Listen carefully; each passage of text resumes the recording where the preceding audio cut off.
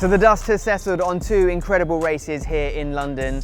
Great performances from our two race winners, Jake Dennis and Lucas di Grassi. But only one driver can leave London top of the standings, and that is Stoffel Vandoorne, who leaves London with an even bigger points cushion than when he arrived. So how is that World Championship title fight shaping up ahead of Formula E's 99th and 100th races and Season 8 finale in Seoul?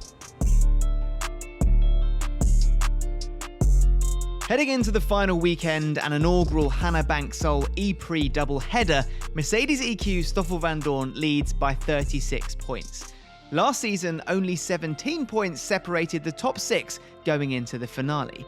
This time around, there's more than double that just between the top 3. This season has given us Formula E racing like we've never seen it before. Seoul will see drivers racing for their seats, with spots still open on the Season 9 grid. It'll be farewell to some, opening the door for new challengers and manufacturers for the start of the Gen 3 era. There are 58 points up for grabs in Seoul, meaning mathematically there are still 4 drivers capable of winning the championship. Jean-Eric Vergne, the 4th of those drivers, only narrowly scraping himself into unlikely contention by a single point, after 4 races without scoring. Mitch Evans and Edoardo Mortara in 2nd and 3rd have their work cut out, given that they are more than a race win worth of points, 36, behind Vandoorne. For almost 3 months, this season's championship has been a 4-way battle. Vandoorne and Mortara yo-yoing the top spot, with Evans and Vergne fighting behind. But the drama of the London races has most likely transformed this into a 3-way fight. But how did this situation come to be? In the rollercoaster that is a Formula E season, the twists and turns rain havoc on the leaderboard. Consistency is king, and Vandoorne wears the crown. Despite his humble replies in press conferences and interviews, Vandoorne is the driver to beat going into the season finale. Outside of Evans' 5th place finish in the first of the races, Vandoorne was the only real competitive threat in the top 4 in London. He went into the weekend with an 11-point lead and came out of it 36 ahead, a commanding lead. This has very much been the story of Vandoorne's whole campaign, capitalising on the mistakes of rivals and staying competitive when others are struggling. Let's not forget that he only has 1 win this season in Monaco, but the continued big point scoring and podiums have kept him in the fight. Only 1 non-scoring race all season and back-to-back top 4 finishes in the last 4 rounds. All that remains for him to do now is convert the string of results and performances into a World Championship title. Vandoorne could have been in an even stronger position going into the final races if Mercedes EQ team orders were implemented in London. But De Vries resisted over team radio, stating Vandoorne had enough of a points lead as it stood. Okay, need to give position to Stoff now. Why? Give me one reason. He will win it anyway. We just take points for the team. Stop now. Gotta let Stoff in. I'm prepared to drive for Stoff, but to do it 3 rounds to go while he is leading, has 20 points, 25 points in the lead, and his rivals are behind him, I see no reason why to give up my podium.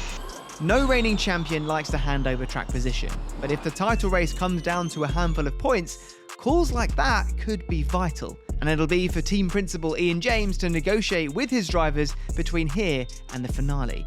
In the crazy world of Formula E racing, anything can happen and every point counts. Failing to capitalise effectively on the poor performances of Mortara and Vergne in the past few outings, Jaguar TCS Racing and Mitch Evans' chance at glory is slipping away.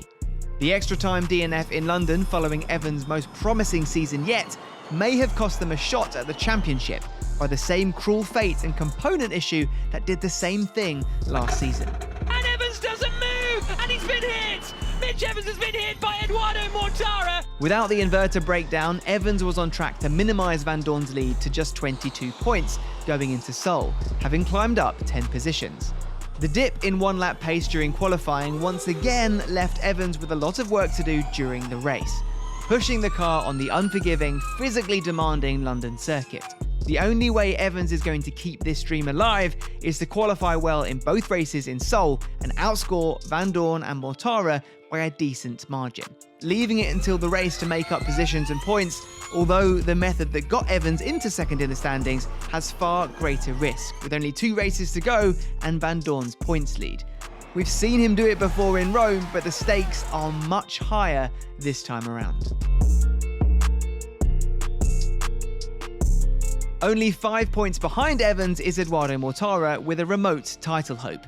The minimal points in New York and lack of points in London has not helped his chances, but a return to the calm and collected approach that has seen Mortara win 3 races this season is what's needed to get ahead of Evans and keep the pressure on Vandoorne. In the Teams Championship, Mercedes EQ are in the perfect position for back-to-back titles. Vandoorne's consistent points hauls, helped by the 2 race wins, splattering of points and occasional podiums from Nick de Vries, has made that possible. The team's title is by no means wrapped up, but there's a reasonable, comfortable 36-point cushion for Mercedes EQ ahead of Rocket Venturi Racing and DS Techeetah close behind. 11 points stand between second and third, a battle that will no doubt continue until the final checkered flag. Lucas Di Grassi and Antonio Felix da Costa are keeping their respective teams' dreams alive, seemingly swapping roles with their teammates in the last few races, who contributed the majority of both the teams' prior points. We can definitely expect to see some team strategy and orders coming into play in these final 2 races, with the teams at the top trying to maximise their chances of winning, or at least finishing as high as possible. Points being prizes, or in this case, extra cash to invest into next season. And going into a new generation of car with more funds at your disposal is huge for all of the teams competing next season. As well as marking the end of Season 8, Seoul will also host the swan song of the Gen 2 car, which has given us 4 incredible seasons of racing and game-changing technical developments, making way for the Gen 3 car to revolutionise the sport. So we should savour these last 2 races of what has been an immense era of electric racing. The championship has once again been taken to the final weekend. Who will come out on top and leave with the World Championship title? We'll find out in Seoul.